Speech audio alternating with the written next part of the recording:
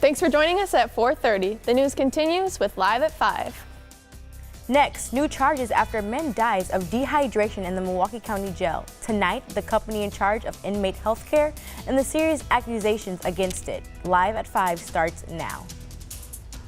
This is breaking news now from today's TMJ4. Right now at 5, 3 healthcare workers at the Milwaukee County Jail have been fired. The company that employs them faces criminal charges. That company, Armor Correctional Health Services, is charged with falsifying healthcare records of inmates, including those of Terrell Thompson, who died of dehydration while in custody. Thomas went 7 days without water in solitary confinement before his death 2 years ago and lost 34 pounds in just over a week at the jail. The criminal complaint alleges Armor Correctional engaged in a pattern and practice of intentionally falsifying entries in inmate patient health care records. The Miami-based company releasing this statement just a short time ago.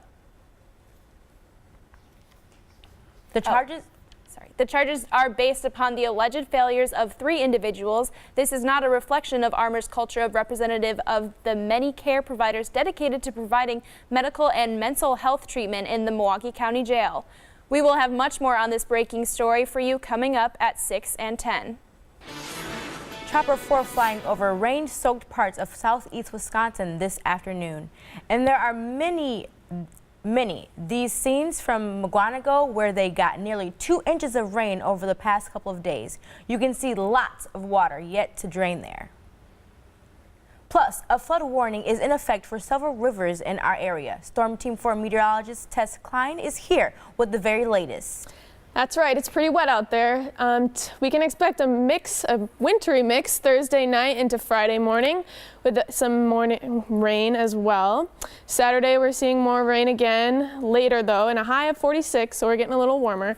And then Sunday we're seeing some snow. Back to winter here. A flood warning continues in Kenosha County along the Fox River. Ben Jordan with a look at how homeowners are preparing as flood water approaches their doorsteps. I'm very worried. For the past few days, David Fiegel has been cautiously keeping a close eye out his back window. It's up a good 9 feet from what it normally is. As Fox River floodwater swells into his backyard, right up to his home where he's lived for the past 70 years. You can't sleep at night, I can tell you that. The Fox River near New Munster and down toward Salem Lakes has almost crested. It's currently just shy of 13.5 feet, about 2.5 feet above flood stage. The National Weather Service shows it's only supposed to climb another few inches between now and Friday, but Fiegel says his home isn't in the clear. If it doesn't start going down pretty soon, I'm going to get a lot of seepage in my basement. The bills are still adding on because the more we repair, the more we find other damaged things. Others, like Anthony Gonzalez, who haven't even been able to move back in yet, are getting ready for another round. Prepare as much as we can. It's because we don't know, because it's unpredictable. Gonzalez says this scare may be his last straw. Definitely, I'm starting to look at other options because this is not something I want to deal with every few months. Right now on Live at 5, Milwaukee is throwing its hat in for the ring for the 2020 Democratic National Convention. In fact, it's the first city to submit a bid, and organizers say we are ready for such a big event. Tess Klein is live with what this could mean for the city. Tess? Quite frankly, it means more money. The last Democratic National Convention in Philadelphia brought in more than 50,000 people who spent $230 million. And that building right there is key to all of this working. Today we are making an announcement that we think could really put Milwaukee on the map. A city never on the map for a major party's political convention, and with a bid committee raising up to $1 million to do so, organizers think Milwaukee has a good chance. There's nothing that Milwaukee doesn't have that any of the top tier cities have. Yet we are consistently left out of the conversation. In the past, one of the things the area was lacking, hotel rooms. We're very, very confident that we have the hotel rooms. According to Visit Milwaukee, at the height of the convention, more than 16,000 rooms will be needed. Right now, there are 5,194 hotel rooms in downtown, with more on the way. Combined with those near the airport and other outlying communities, there are a total of 17,518. The new arena is a major draw that will allow us to host this convention. The mayor says for him, this isn't a red or blue issue. The color we're looking at is green, to make sure that that money is spent in this community. With Wisconsin playing a pivotal role in the 2016 election, politics is also in play. I'm certainly going to be making the argument, hey, this is a swing state. You want to be here. Whether it works for the party remains to be seen. I think it's a little bit counterintuitive to think that just having a convention in your state is going to necessarily swing the state in your favor. We are the first city to officially bid for the DNC. Representatives from the committee will likely tour the summer, with the decision being made by late 2018, early 2019. Tess Klein, today's TMJ4. Thanks, Tess. More news now. Very emotional scenes at the White House this afternoon as President Trump met with those affected by last week's high school massacre. Students and parents appealed to the president to act on school safety and guns. I was born into a world where I never got to experience safety and peace. There needs to be a significant change in this country because this has to never happen again. Students across the country have banded together since the Parkland shooting. They're now planning a national school walkout to protest gun violence. One local mother hopes students in Waukesha can take part, but as Sean Gallagher reports, the school district is saying not so fast. The school district says they don't want to be associated with this protest, and any student that participates could face punishment, but one local mom says it's worth it. Enough is enough! The images from Parkland are all too familiar. Groups of kids being huddled out of a school after a mass shooting. It's something Tara Loy has had enough of. Nothing's working. The same thing isn't working. Everything we've been doing since Columbine hasn't made any difference. We have more mass shootings than we did 20 years ago. Loy heard about a national walkout on March 14th and wanted to push it here in Waukesha. But the school district wasn't so positive. They sent Loy a cease and desist about using their name to promote the walkout and sent the following home with kids saying, participation in a walkout is disruptive and against school regulations and will subject students to disciplinary measures. So you think that those teenagers in high school, if they step out of the classroom for 17 minutes in a responsible and respectful way, maybe they're going to be the next kid that stops the next mass shooting.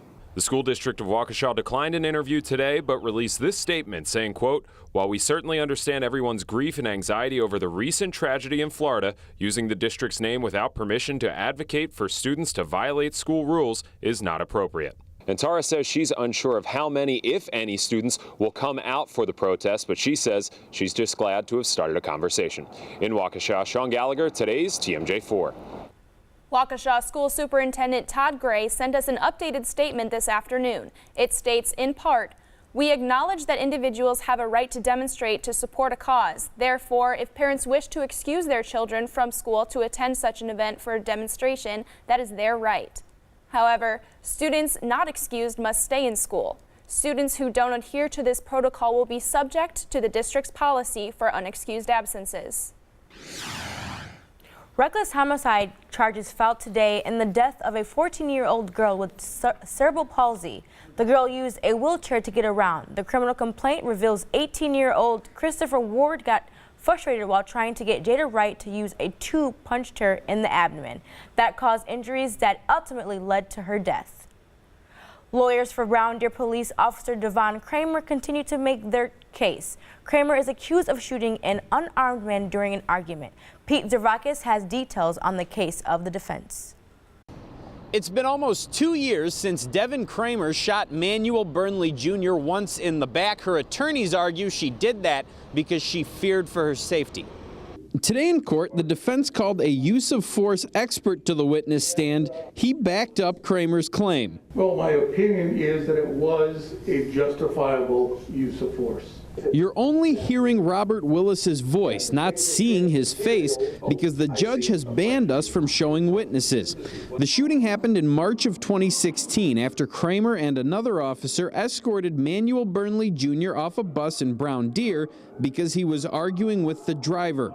Once off the bus, video shows all three people fall to the ground in a scuffle before Kramer fired her weapon. At any point in time, does Officer Kramer or Officer Lehman, up until the shot, have control of Mr. Burnley's hands? No, they do not at all. The prosecutor was skeptical of Willis's opinion that the shooting was justified and asked the former law enforcement officer about his own career. Guys resist all the time, right? All those guys that resisted and fought you, you never shot one of them. Never shot one of them. This trial could run into next week. The judge today told jurors to keep their schedules open through next Tuesday. Outside the Milwaukee County Courthouse, Pete Zervakis, today's TMJ4. Still ahead at 5, what's being called a promising treatment for peanut allergies? And how some are remembering a legendary man known to many as America's pastor.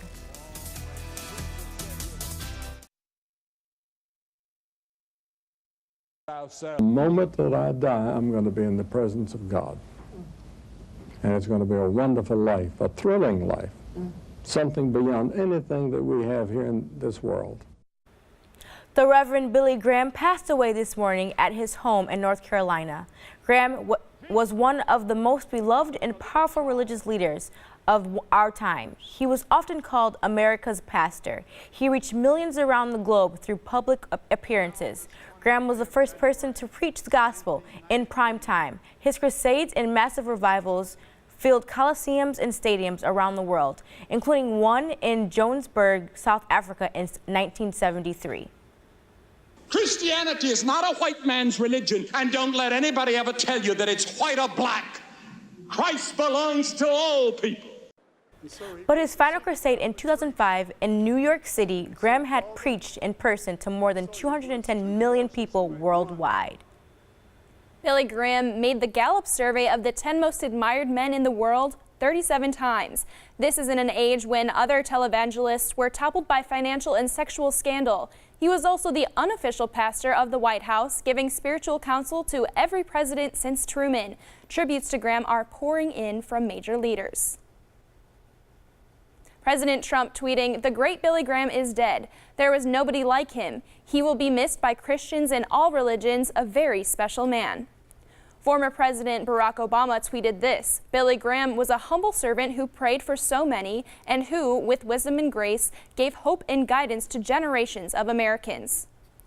Graham will be buried next to his wife at the Billy Graham Museum and Library in Charlotte, North Carolina. He was 99 years old. For your health, a federal panel says it's okay for doctors to start using a kid-friendly flu vaccine again.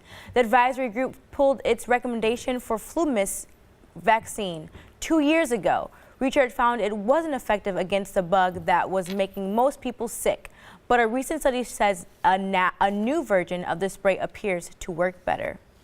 A promising new treatment could help children suffering from peanut allergies. A California company has developed a daily capsule containing peanut flour that seems to desensitize children to nuts. The findings still need to be confirmed by independent experts, but the company plans to file for the FDA approval by the end of the year. No rain or snow for now. Brian Goddard's Storm Team forecast just ahead.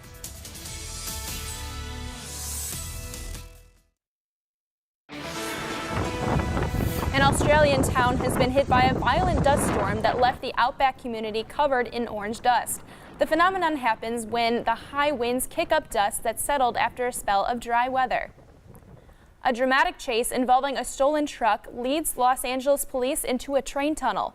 After running a red light and hitting another vehicle, the driver drove onto train tracks, following them into an underground tunnel used by LA Metro trains. Luckily, the trains had stopped running for the night. A few moments later, police were seen escorting the driver out of the train tunnel in handcuffs.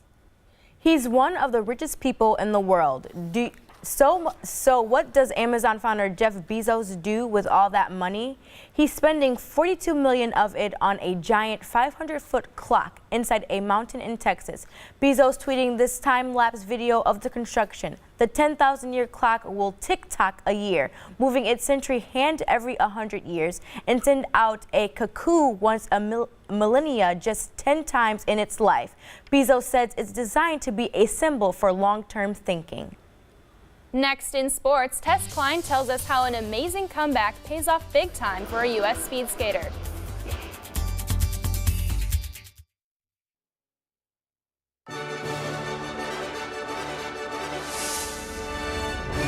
Welcome back to the Pettit National Ice Center. I'm Tess Klein. All of the hard work, practice, and the U.S. trials here finally pay off. U.S. women's long track speed skating wins a medal for the first time in 16 years, a bronze in the team pursuit. Mia Manganiello quit the sport in 2010. She's glad she came back. I had been competing in some form of speed skating since I was 8, going into the 2010 Olympic trials. And at that moment, there were a couple of things that had changed within my training life, and I was pretty much burnt out. I wasn't performing to the best of my ability. I was kind of plateaued, so it wasn't fun anymore.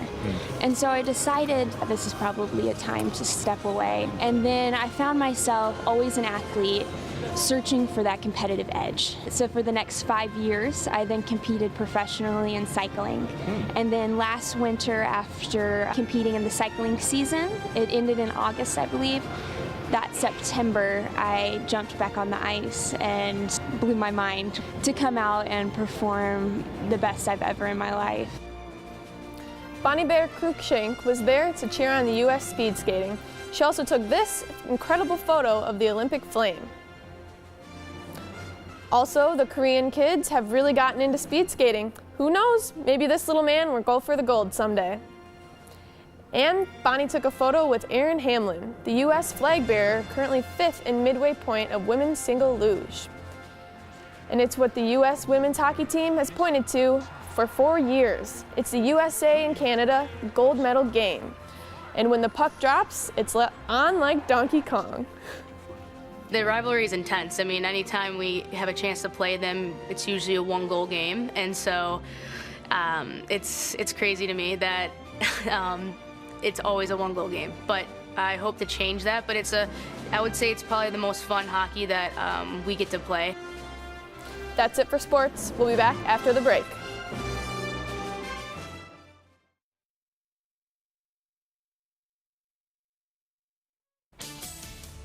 Tonight's Badger 5 jackpot is an estimated $52,000. Coming up on the Olympic Zone at 6:30, in the same city as the Olympics, a very different winter sport getting global attention, how it's flipping a summer favorite on its head.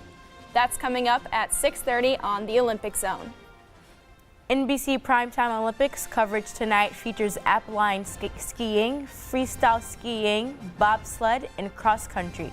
Then join us after the games for more local news on Live at 10.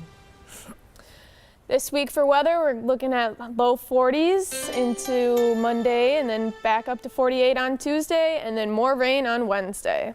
All right. So, Tess, you said it's on like Donkey Kong for women's hockey tonight, right? It is. It's going to get a little crazy out there. Yeah. You don't want to miss it for sure. Definitely. All right. Thanks for joining us on Live at 5. The NBC Nightly News is next.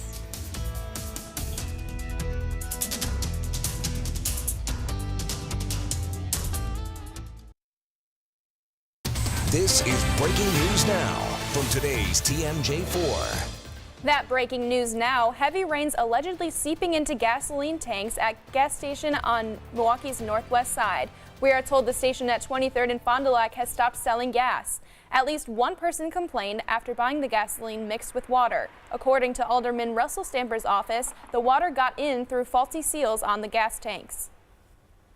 Now at 6, it plays a vital role in the community, and closing it is creating a visceral response from here to Washington, D.C. Anger and concerns over plans to close a Social Security office next month on Milwaukee's south side. Chardonnay Hunt is live there now with why the office is closing. This office serves over 2,000 people a month in this primarily Hispanic community. Once it closes, some are concerned about how people in this community will receive these vital services. We demand some respect from the Social Security Administration. Congresswoman Gwen Moore says she has sent multiple letters to the federal agency since learning of the closure last month. The administration cited safety concerns with the building, as well as crime issues in the nearby community as reasons for the closure. But Alderman Jose Perez, who represents this district, says once he learned of the decision to close, he contacted building inspectors and police. These concerns about safety in the surrounding area are not born out of facts. There are 4 other Social Security offices in the Milwaukee area, all within 8 miles of the Southside office. A spokesman with the administration said they are confident they can still provide quality service moving forward. It just seems devastating. Jessica LaPointe disagrees. She represents the union that covers Social Security employees and says for vulnerable members of the community, those other locations are still too far. These are disabled, elderly people. These are people who have lived here their entire life. On the South Side, including the former Forest Home Library. Senator Tammy Baldwin also wrote a letter to the Social Security Administration, encouraging them to move offices instead of closing this one. It's unclear right now if the agency is considering that option. Reporting live, Chardonnay Hunt, today's TMJ4. The union representing employees of that office says the administration is supposed to hold a 30-day public comment period before closing any offices. A government spokesperson says there are times when we have to close an office for health and safety reasons and Social Security does not obtain formal public input. However, the agency has been notifying local public officials, community organizations, and third-party partners for about a month. 3 people who worked at Armor Correctional Health Services are no longer with the company. The company was charged today for falsifying medical records. The criminal complaint says 3 employees of Armor Correctional filed false reports of blood pressure and pulse readings to inmate Terrell Thomas in 2016. He died of dehydration after going a week without water. 3 jail staffers were charged in his death last week. He was an iconic and beloved evangelist. The Reverend Billy Graham has died at the age of 99. Chardonnay Hunt takes a look back at Graham's remarkable life and his visits to Milwaukee. Maggie, Graham's ministry reached out to hundreds and millions of people, including many U.S. presidents. Today, I spoke with someone who went to one of his crusades, which came to Milwaukee back in 1979. Billy Graham accomplished what no religious leader has ever done, and today world leaders tweeted praising his life. Billy Graham was really the great evangelist of the 20th century. In 1979, professor of religious history at Marquette, Father Stephen Avella got a chance to see him speak at Milwaukee County Stadium. As I recall, it was packed. As I recall, the place was full. They had that distinctive voice of his, my friends. Graham, teaching the gospel, tried to save the souls of each and everyone with large revival crusades all over the world. And now on this 20th day of January, 1993, his ministry even brought him to the White House. He was the unofficial pastor and spiritual counselor to many presidents from Truman to Obama. Democrat or Republican, they saw something good in this man, something they wanted to embrace. I think that's a worthwhile part of his legacy. A legacy that's helped set the standard for church leaders like Milwaukee pastor Marlon Locke. For what he has done, not just for his family, but for families all across this globe, it's unheard of. He's the prime example of, when your gift will make room for you. One of the best known religious figures of his time. Graham came to Milwaukee twice in the 1970s, speaking to more than 150,000 people. According to the Billy Graham Center at Wheaton College, and he visited Wisconsin 22 times. Tess? The Leading on Lead Act has been signed into law. Governor Walker signed the act today at the Mother Catherine Daniels Center. The act financially assists local families dealing with lead contamination, creating programs that offer grants or loans to help replace water service lines. It's the big leagues for American politics, and Milwaukee is looking to play ball. The city is making a pitch to host the 2020 Democratic National Convention. The 4-day-long event takes years of planning and hundreds of workers and thousands of vendors. If Milwaukee is picked, it would be the first major party convention to ever be hosted in Wisconsin. We're very, very confident that we have the hotel rooms, and that was one of the stumbling blocks that we had in previous years. The new Bucks Arena would be the main host site for the convention. A plan to close Lincoln Hills Youth Prison has been unanimously approved by the Assembly. It now moves to the Senate, where Republican Majority Leader Scott Fitzgerald has been non-committal. Governor Walker says he intends to sign the bill to law. The new Black Panther movie is a big hit around the world. Today, students with Milwaukee Public Schools got to watch the film for free. Tatiana Cash has more on their experience and why this superhero flick is so important to promoting pride and self-esteem. Milwaukee Public School children, more than 300 of them, actually got a chance to see Black Panther here at the Marcus North Shore Theater. Needless to say, they were overjoyed to see it. Soda. Popcorn. I'm excited. I'm hoping that I get to learn the experience. With snacks in hand, kids from Elm Creative and Milwaukee Excellence head into the theaters. Compassionate Personal Care Service bought out 3 movie theaters. The blessing that we're able to do it, and then it's great to just give them some kind of exposure. And you know, even though their friends may not be able to see it, but they can also tell their friends how awesome the movie was. The local home health care company did this for Black History Month. They say showing kids in the community positive representations of Black men and women will inspire them. The kids liked what they saw. I learned that Wakanda is a great world. Something I liked about the movie was that it was funny. It's his sister Shuri, because she made all them little cool things. You know, they was raw.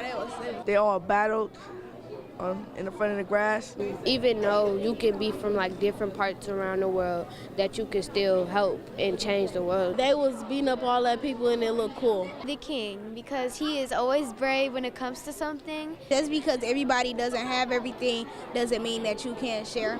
All the students say this is a movie they won't soon forget. Tatiana Cash, today's TMJ4. Still ahead on Live at 6, the U.S. still competing for medals. We have the update on what's going on in Pyeongchang. And next, putting their own spin on the games, find out who got the chance to go for gold for the day.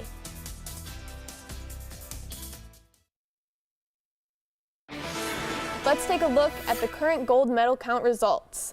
Norway continues its dominance with 13 gold medals. Germany trails with 12. Canada is in 3rd place with 9. Netherlands and Team USA both have 6.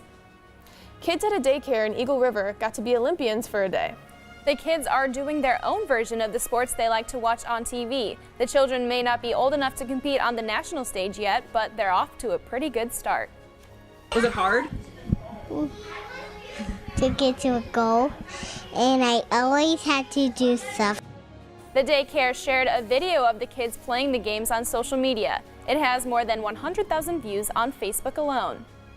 Coming up, PolitiFact Wisconsin checks out this claim. Are there more guns than people in the U.S.? Also ahead, Governor Walker making a change. Find out what will now be required in order to receive food stamps next on Live at 6.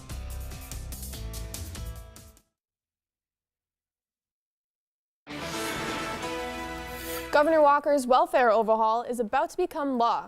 The legislature has passed bills requiring able-bodied adults to work 30 hours a week to be eligible for food stamps. Drug screening will also be part of the public housing application. It's an effort to decrease the rolls and to decrease spending. It's cruel. It's not humanitarian. At a time when we've got 3% unemployment, the lowest we've ever had in the state, now is exactly the time we want to be helping people get back up on their feet again.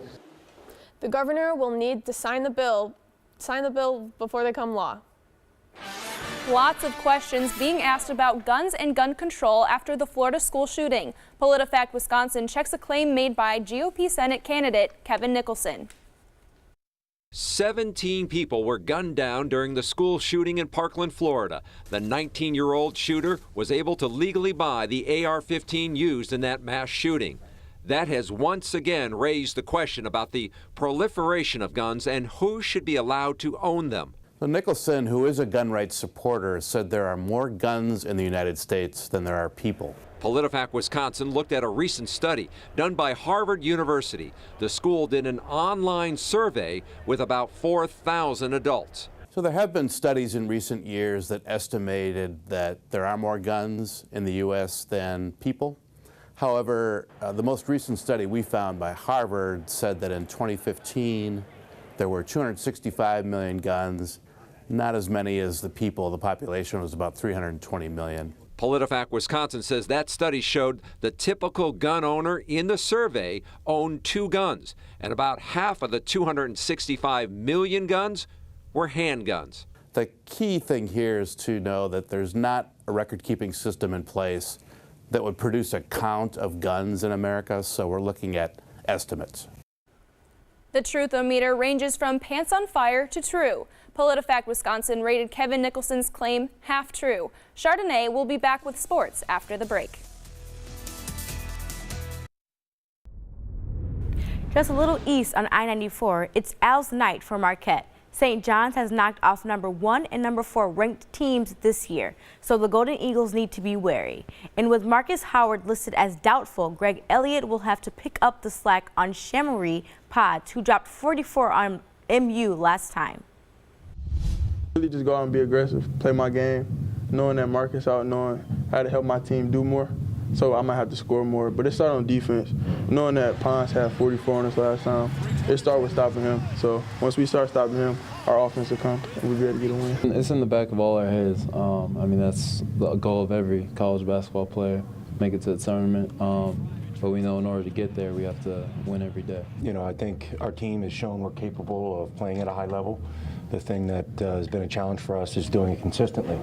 So I think our guys felt really proud about the game at Creighton, but we have to do it again. That's what the Big East is all about. The Brewers announced plans today for a $60 million renovation to Maryville Baseball Park, the team's spring training home in Phoenix, Arizona. When asked about it, Craig's counsel says all Seinfeld, remember the episode where Costanza is an architect? I'm not an architect. What? Yeah. You're not? No.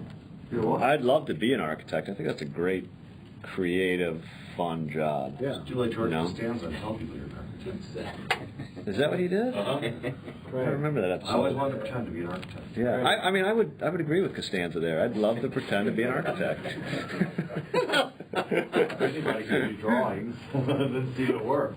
Yeah, but does it work? No, there's no chance of working. But it looks good. It looks good, yeah. And the U.S. speed skating women have their first medal in 16 years. 2002, the Salt Lake Games, the last time before this. What a great scene with the American flag as they take a victory lap after winning bronze. And there they are, Brittany Bowe, Heather Bugsma, Mia Mendinello, and Carlson Scottons, all on the podium, waving to the crowd after getting bronze. That's sports. We are back after the break.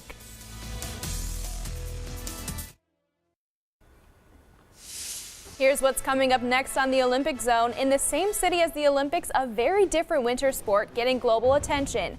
How it's flipping a summer favorite on its head, that's next.